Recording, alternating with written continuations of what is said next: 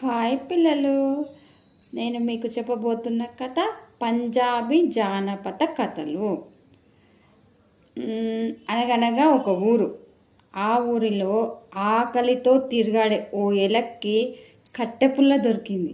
అదేంది, ఆకలితో ఉన్న ఎలకకు కట్టెపుల్ల దొరికితే అదేం చేస్తుంది? అదేం చేసిందంటే చలిమంట వేసుకున్న వాళ్ళకిస్తే బదులుగా గోధుమ ముద్ద ఇచ్చారు. సరే, అయినా సరే గోధుమ ముద్ద తింటుందా ఎలుక? ఏమో మరి. అంతలో ఏడుస్తున్న కుమ్మరి పిల్లలు కనిపించారు. అంటే కుండలు చేసే వాళ్ళ పిల్లలు కనిపించిరంట. పాపం వాళ్ళు ఏడుస్తురంట. ఇక అయితే రొట్టెలు చేసి వాళ్ళ ఆకలి తీర్చమని పిండి ముద్ద ఇచ్చిందనమాట. బదులుగా వాళ్ళు కుమ్మరి వాళ్ళు కూజానిచ్చిరు. కూజాతో వెళుతున్న ఎలుక పళ్ళెంలో పాలు పితుకుతున్న పాడి రైతు కనిపించిండు. అదేంది, పళ్ళెంలో పాలు పిండడం ఏంది? పాలు నిల్వవు కదా. ఇప్పుడేం చేసింది ఎలుక? పళ్ళెంలో పాలు ఎలా నిలుస్తాయి అని కూజానిచ్చింది. వావ్! దానికి బదులుగా కొన్ని పాలు ఇవ్వబోయాడు ఆయన. పాపము కూజ ఇచ్చింది కదా అని చెప్పేసి పాలు ఇవ్వబోయాడు. మరి తీసుకోవచ్చు కదా, చూద్దాం ఏం చేస్తుందో.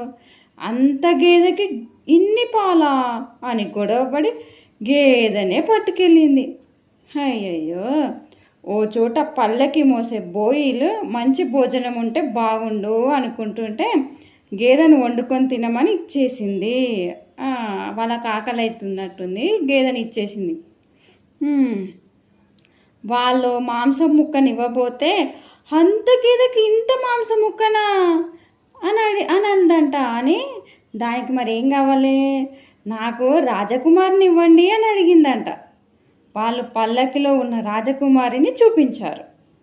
ముచ్చటగా ఉన్న ఎలుకను రాజకుమారి ముద్దు చేసింది.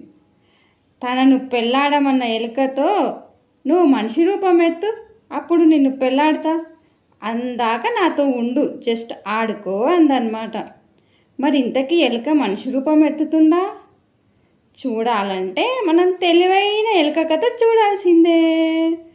పిల్లలు, తెలివైన ఎలుక కథ చూడండి. అందాక నా ఛానల్ సబ్స్క్రైబ్ చేసుకోండి.